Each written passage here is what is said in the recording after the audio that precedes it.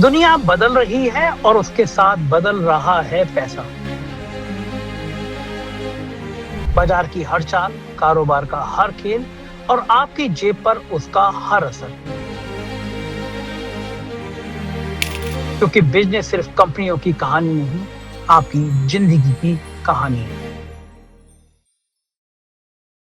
नमस्कार, मैं हूं संजय शर्मा। आप देख रहे हैं 4PM बिजनेस का चैनल। हमने बिजनेस की बातों के लिए किया था, लेकिन HDFC बैंक ने एक ऐसी नियुक्ति की जो सवालों के घेरे में है। ये वीडियो आज आपकी ज़िंदगी से जुड़ा हुआ है। आपको समझना चाहिए, आपको सीखना चाहिए। पूरा वीडियो सुनिए और चैनल को सब्सक्राइब करना ना भूलिए। शुक्रिया, थैंक यू।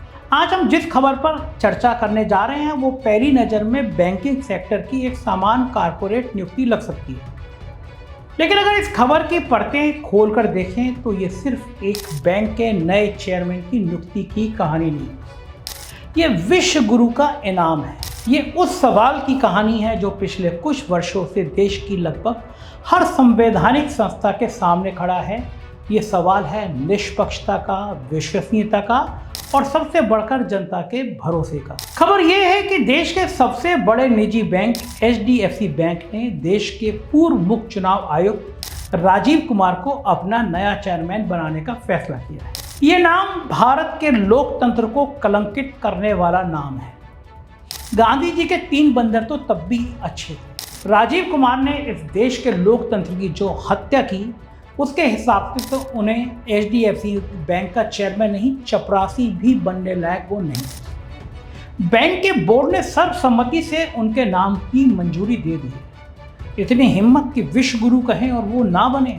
पहले उन्हें स्वतंत्र निदेशक बनाया जाएगा और रिजर्व बैंक की मंजूरी मिलने के बाद वो बैंक के पार्ट टाइम चेयरमैन की जिम्मेदारी संभालेंगे। कागज पर देखें तो ये एक बिल्कुल वैध और समान नियुक्ति दिखाई देती है।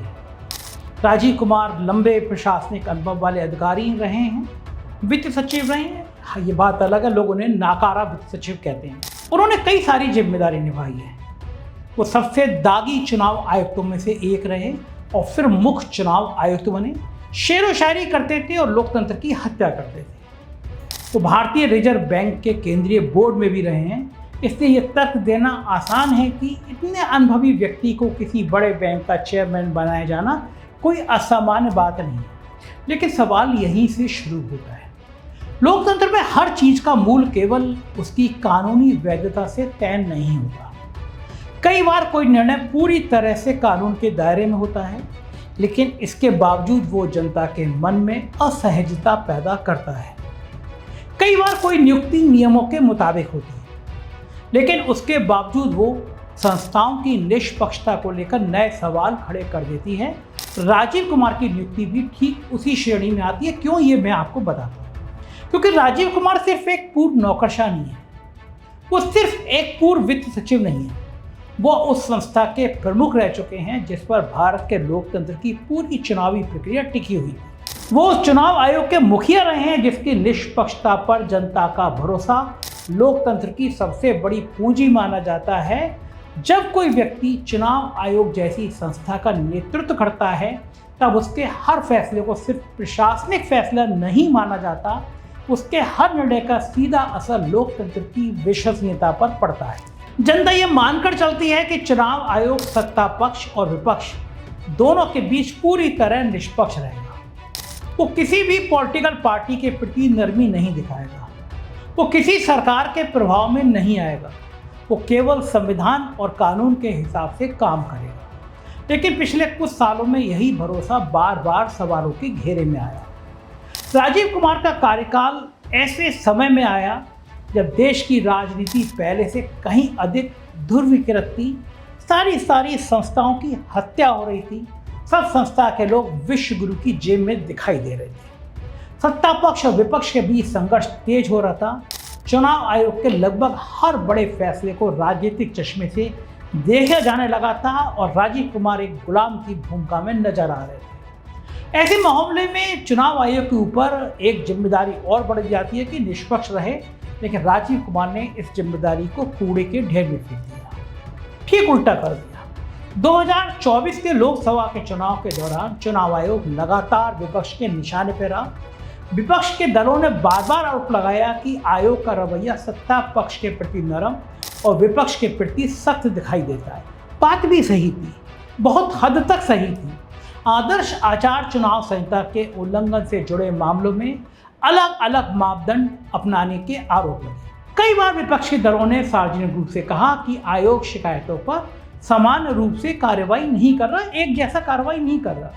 ये कहना जरूरी है कि चुनाव आयोग ने इन सभी आरोपों को खारिज कर दिया, करना ही था। आयोग का कहना था कि पूरी तरह से निष्पक्ष है।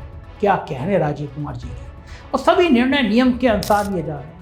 लग रहा था कि साफ झूठ बोल रहे हैं, शेरो शायरी करने के अलावा कुछ कर नहीं रहे। लोकतंत्र में केवल निष्पक्ष होना काफी नहीं होता, निष्पक्ष दिखाई देना भी उतना ही महत्वपूर्ण होता है। यही वह जगह है जहां समस्या पैदा हुई।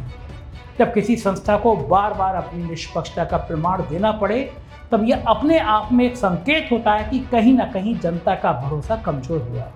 राजीव कुमार के कार्यकाल में एक और बड़ा विवाद बार बार सामने आया, ईवीएम का विवाद। देश में इलेक्ट्रॉनिक वोटिंग मशीनों को लेकर बहस कोई नई नहीं है।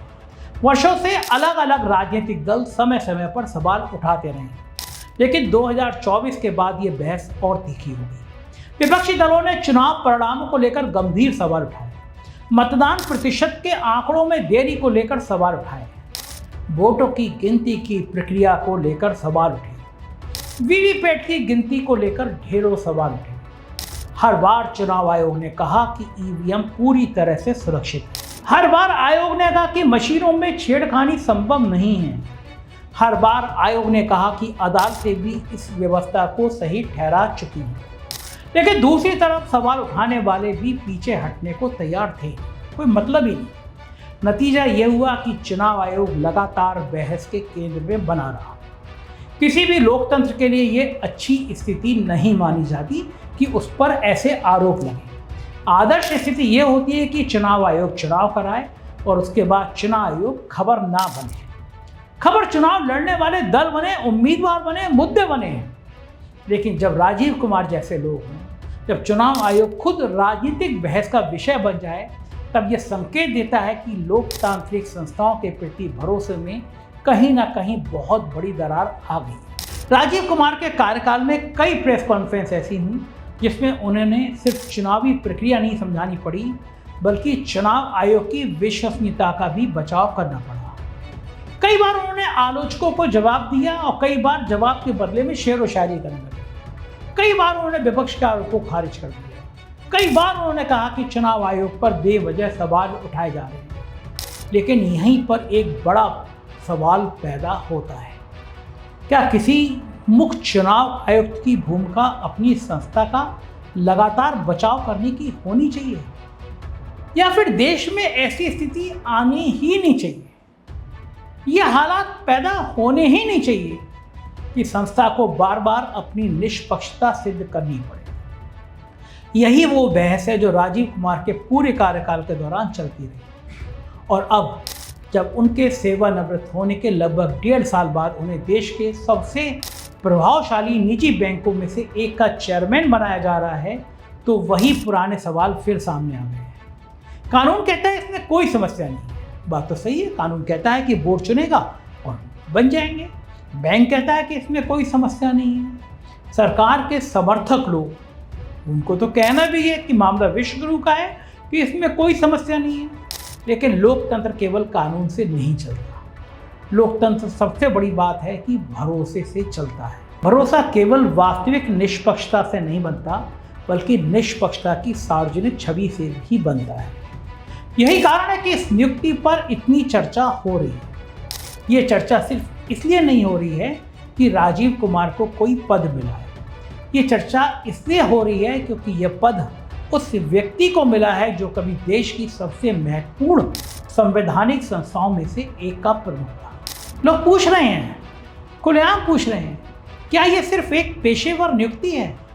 क्या यह केवल अनुभव का सम्मान है? क्या ये केवल योग्यता की पहचान है? वो पूछना भी चाहिए। या फिर इसके पीछे कुछ और बड़ा खेल है? इन सवालों का कोई भी आसान जवाब नहीं है, हो भी नहीं सकता। संभव है, ये बिल्कुल यकीन हो सकता है कि बैंक ने पूरी तरह से पेशेवर आधार पर निर्णय लिया हो। संभव है कि राजीव कुमार की प्रशासनिक विशेषज्ञता को देखते हुए फैसला लिया हो। बैंक ने सोचा होगा कि राजीव कुमार बड़े अनुभवी हैं, चेयरमैन बन जाएंगे, बढ़िया काम होगा। संभव है कि इसमें किसी तरह का राजनीतिक तत्व बिल्कुल ना हो, लेकिन लोकतंत्र में समस्या वहीं पैदा होती है जहां सवालों के लिए जगह बनती है। बच्चा जानता है कि ये नियुक्ति केवल और केवल विश्व गुरु की चमचागिरी के कारण बनी है, उन्हीं की स्तुति के कारण, लोकतंत्र की हत्या के कारण बनी है, और इस नियुक्ति ने सवालों के लिए बहुत बड़ी जगह छोड़ दी। यही वजह है कि आज चर्चा केवल HDFC बैंक की नहीं हो रही है, आज चर्चा केवल राजीव कुमार की नहीं हो रही है, आज चर्चा उस व्यवस्था की हो रही है जिसमें संवैधानिक पदों पर बैठे लोगों के रिटायरमेंट के बाद के कैरियर को लेकर लगातार नई बहस पैदा होती रहती है। और यहीं हम इस पूरे मामले के सबसे महत्वपूर्ण हिस्से की तरफ जाते हैं। क्या भारत में, इस देश में संवैधानिक पदों पर बैठे लोगों के लिए स्पष्ट और अनिवार्य कूलिंग ऑफ पीरियड होना चाहिए? ये नहीं होना चाहिए कि आप सुप्रीम कोर्ट के चीफ जस्टिस हैं, एक यौन शोषण का आरोप लगा, मामला रफा दफा हुआ और आप राज्यसभा के सदस्य हैं। और यहीं से शुरू होती है एक नई बहस, और शायद सबसे जरूरी बहस होनी भी चाहिए। सबसे महत्वपूर्ण बात है कि कूलिंग ऑफ पीरियड, चुनाव आयोग की विश्वसनीयता और लोकतांत्रिक संस्थाओं की स्वतंत्रता पर बात होनी चाहिए। दरअसल किसी भी लोकतंत्र की सबसे बड़ी ताकत उसकी सेना नहीं होती, उसका बजट नहीं होता, उसकी अर्थव्यवस्था भी नहीं होती। उसकी सबसे बड़ी ताकत उसकी संस्थाएं होती हैं। संसद, न्यायपालिका, नियंत्रक एवं महालेखा परीक्षक, चुनाव आयोग, सूचना आयोग, ये वो संस्थाएं हैं जिन पर जनता का भरोसा लोकतंत्र को चलाता है। अगर जनता का भरोसा इन संस्थाओं से उठने लगे तो लोकतंत्र की इमारत बाहर से चाहे जितनी भी मजबूत दिखाई दे, भीतर से वो कमजोर होने लगती है, सड़ने लगती है। इसलिए दुनिया के विकसित लोकतंत्रों में सिर्फ निष्पक्षता पर जोर नहीं दिया जाता, बल्कि निष्पक्षता दिखाई भी देती है, दिखाई देनी भी चाहिए। इस सिद्धांत पर दुनिया में विशेष बल दिया जाता है। अंग्रेजी में एक बहुत मशहूर कहावत है, justice must not only be done, it must also be seen to be done. यानी न्याय केवल होना ही नहीं चाहिए, बल्कि लोगों को होता हुआ दिखाई भी देना चाहिए। ठीक यही सिद्धांत चुनाव आयोग जैसी संस्थाओं पर भी लागू होना चाहिए। लेकिन अफसोस, चाहे राजीव कुमार हो, चाहे ज्ञानेश कुमार हो, ये सिद्धांत ताक पे चला जाता है, कहीं पे लागू नहीं होता। मान लीजिए किसी मुख्य चुनाव आयुक्त ने अपने पूरे कार्यकाल में एक भी गलत फैसला नहीं लिया। मान लीजिए उसने पूरी ईमानदारी से काम किया, लेकिन अगर रिटायरमेंट के तुरंत बाद उसे कोई ऐसा पद मिल जाए जिससे लोगों के मन में संदेह पैदा हो जाए, तो संस्था की छवि प्रभावित होती है। यही कारण है कि दुनिया के कई देशों में संवेदनशील पदों पर बैठे लोगों के लिए कूलिंग ऑफ पीरियड बनाया गया है। कूलिंग ऑफ पीरियड का मतलब आप समझते हैं? नहीं। इसका मतलब ये है कि कोई व्यक्ति जब अपने पद से हटने के बाद एक निश्चित अवधि तक ऐसा कोई पद स्वीकार नहीं करेगा जिससे हितों के टकराव की आशंका पैदा हो। ये नहीं करेगा कि सुप्रीम कोर्ट के चीफ जस्टिस हैं, बढ़िया फैसले दिए और उसके बाद राज्यसभा का सदस्य बन गया। इसका उद्देश्य व्यक्ति को दंडित करना नहीं होता, इसका उद्देश्य संस्थाओं की विश्वसनीयता, उनके भरोसे को बचाना होता है। क्योंकि लोकतंत्र में केवल ये महत्वपूर्ण नहीं है कि निर्णय निष्पक्ष था या नहीं, यह भी महत्वपूर्ण है कि जनता को यह महसूस हो कि यह निर्णय पूरी तरह से निष्पक्ष था। अब भारत की स्थिति देखिए, यहाँ वर्षों से एक पैटर्न, एक तरीका लगातार दिखाई दे रहा है, सबको दिखाई दे रहा है। कोई भी बड़ा अधिकारी रिटायर होता है, आप बड़े से बड़े पदों पर देख लीजिए, कुछ समय बाद उसे किसी आयोग का अध्यक्ष का पद मिल जाता है, कोई संवैधानिक पद मिल जाता है, राज्यपाल बना दिया जाता है, राज्यसभा भेज दिया जाता है, किसी सार्वजनिक उपक्रम का अध्यक्ष बना दिया जाता है, या किसी बड़ी संस्था में महत्वपूर्ण जिम्मेदारी दे दी जाती है। हर बार कहा जाता है कि ये नियुक्ति योग्यता के आधार पर हुई है, और कई मामलों में ये बात सही भी हो सकती है कि हो सकता है नियुक्ति योग्यता के आधार पर हुई भी हो। लेकिन जब ये क्रम लगातार दोहराया जाता है तब सवाल पैदा होने लगता है, होने भी चाहिए। लोग पूछने लगते हैं कि क्या ये सिर्फ योग्यता का सम्मान है, या फिर ये व्यवस्था धीरे धीरे ऐसा संदेश दे रही है कि सत्ता प्रतिष्ठान के साथ बेहतर संबंध रखने वालों का भविष्य अधिक सुरक्षित है। जो अपनी रीढ़ की हड्डी को झुका लेगा, जो चरणों में लौट जाएगा, उसका भविष्य सुरक्षित है। यही वो सवाल है जिससे लोकतांत्रिक संस्थाएं असहज हो जाती हैं। अब चुनाव आयोग के संदर्भ में इसे समझिए। भारत में चुनाव आयोग को संविधान ने अत्यंत महत्वपूर्ण दर्जा दिया है। सरकारें आती हैं और चली जाती हैं, न जाने कितनी सरकारें आई और चली गई। प्रधानमंत्री बदलते हैं, मुख्यमंत्री बदलते हैं, मंत्री बदलते हैं, लेकिन चुनाव आयोग को इस पूरी राजनीतिक प्रक्रिया से ऊपर रखा गया है। क्यों? संविधान बनाने वालों ने इतना महत्व क्यों दिया? क्योंकि अगर चुनाव कराने वाली संस्था पर ही संदेह हो जाए तो चुनाव के नतीजों की वैधता पर भी सवाल उठने लगेंगे। और दुर्भाग्य की बात यह है कि भारत में लगातार ये सवाल उठ रहे हैं। और यदि चुनाव के नतीजों की वैधता पर सवाल उठने लगे तो लोकतंत्र की पूरी नींव हिल सकती है। इसलिए चुनाव आयोग के प्रति जनता के भरोसा किसी भी लोकतंत्र की सबसे बड़ी पूंजी होता है। लेकिन पिछले कुछ सालों में यही भरोसा बार बार बहस का विषय बना हुआ है। मतदान प्रतिशत के आंकड़ों को लेकर तेज बहस हो रही है, मतदाता सूची को लेकर बहस हो रही है, ईवीएम को लेकर बहस हो रही है, वीवीपैट को लेकर बहस हो रही है, आचार संहिता के पालन को लेकर बहस हो रही है। विपक्षी दल लगातार कहते रहे कि चुनाव आयोग पहले जैसा नहीं रहा। दूसरी तरफ आयोग लगातार कहता रहा कि वो पूरी तरह से निष्पक्ष है, ईमानदार है, बिना किसी दबाव में काम कर रहा है। यानी स्थिति ये बन गई कि चुनाव आयोग खुद बहस का केंद्र बन गया और किसी भी लोकतंत्र के लिए ये एक स्वस्थ स्थिति नहीं मानी जाती, क्योंकि चुनाव आयोग का काम चुनाव कराना है, चुनावी विवादों को खुद स्थायी पात्र बन जाना नहीं है। अब जरा कल्पना कीजिए, यदि भविष्य में कोई अधिकारी किसी संवैधानिक संस्था में बैठा हो और उसे ये विश्वास हो कि रिटायरमेंट के बाद उसके लिए बड़े अवसर, बड़े मौके खुले हुए हैं, तो क्या ये संभावना नहीं बनती कि जनता उनके फैसलों को संदेह की नज़र से देखने लगे, उस पर शक करने लगे? यही वो नैतिक प्रश्न है जिससे बचने के लिए कूलिंग ऑफ पीरियड जैसी व्यवस्थाएं बनाई जाती हैं। लेकिन भारत में एकदम खत्म है।